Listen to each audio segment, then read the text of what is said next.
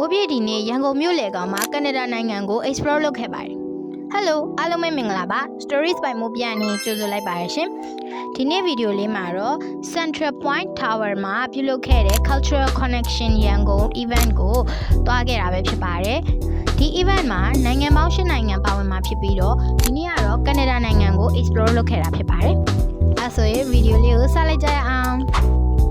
အခုတွေ့မြင်နေရတာကတော့လှတယ်ဆိုတဲ့အတိုင်းပဲနာမည်နဲ့လိုက်အောင်ကိုပေပါနဲ့ပြုလုပ်ထားတဲ့အယုတ်ကလေးတွေပြီးတော့ရမ်းလှတဲ့အမှုပညာလက်ရမြောက်တဲ့ပစ္စည်းလေးတွေကိုခင်းချင်းပြသထားပဲဖြစ်ပါတယ်ဒီနားကနေပြီးတော့ဆက်ပြီးလမ်းလျှောက်သွားလိုက်တာ quiz ပြေတဲ့နေရာကိုရောက်သွားပါတယ်ဒါကတော့မိုးပြေ Canadian Trivia Quiz ကိုဖြေနေရဖြစ်ပါတယ်ကနေဒါနိုင်ငံနဲ့ပတ်သက်တဲ့တချို့မေးခွန်းလေးတွေကိုဖြေနေတာဖြစ်ပါတယ်မိုးပြေဖြေခဲ့တာ10ပုတ်မှာ9ပုတ်မှန်လို့လက်ဆောင်လေးလည်းရခဲ့ပါတယ်အဲ့လက်ဆောင်လေးကတော့ထထဒီ Canadian Animal တစ်မျိုးဖြစ်တဲ့ Moose ဆိုတဲ့အကောင်လေးကိုရခဲ့ပါတယ်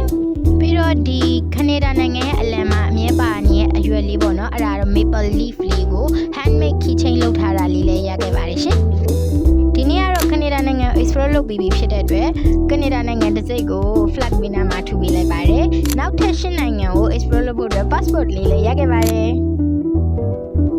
ဒီနားမှာလူတွေဘာလို့များနေရလဲဆိုတော့ photo booth လေးရှိလို့အားလုံးက photo ရိုက်ဖို့အတွက်စောင့်နေကြတာဖြစ်ပါတယ်မိုးပြည့်လည်းမိုးပြည့်အမေနဲ့အတော်နဲ့ photo လေးရိုက်ခဲ့ပါတယ်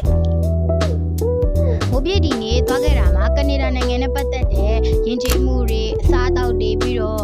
ကနေဒါနိုင်ငံရဲ့လူပညာလက်ရာတွေကိုကြည့်ရှုခဲ့ရတဲ့အတွက်အရင်ဝမ်းသာပါတယ်အဲ့လိုမျိုးလေ့လာခွင့်ရပြီးတော့ experience တွေရလို့လည်းအရင်ပြောပါတယ်ပြီးတော့တငယ်ချင်းအသစ်တွေအများကြီးလည်းရခဲ့လို့အရင်ကိုပြောရွှင်ရပါတယ်ရှင်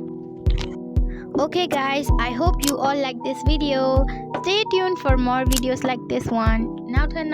မိုးပြည့်ဘယ်နိုင်ငံနေသွားပြီးဘယ်လို experience တွေကြုံတွေ့ခဲ့ရလဲဆိုတာတွေကို sharing လုပ်ပေးသွားမှာဖြစ်ပါတယ်။အဲ့လို video လေးတွေကြည့်ရှုချင်နေဆိုရင်တော့မိုးပြည့်ရဲ့ channel လေးကို subscribe and follow လုပ်ထားပါ. Thank you so much for watching. See you all in my next video. Bye bye.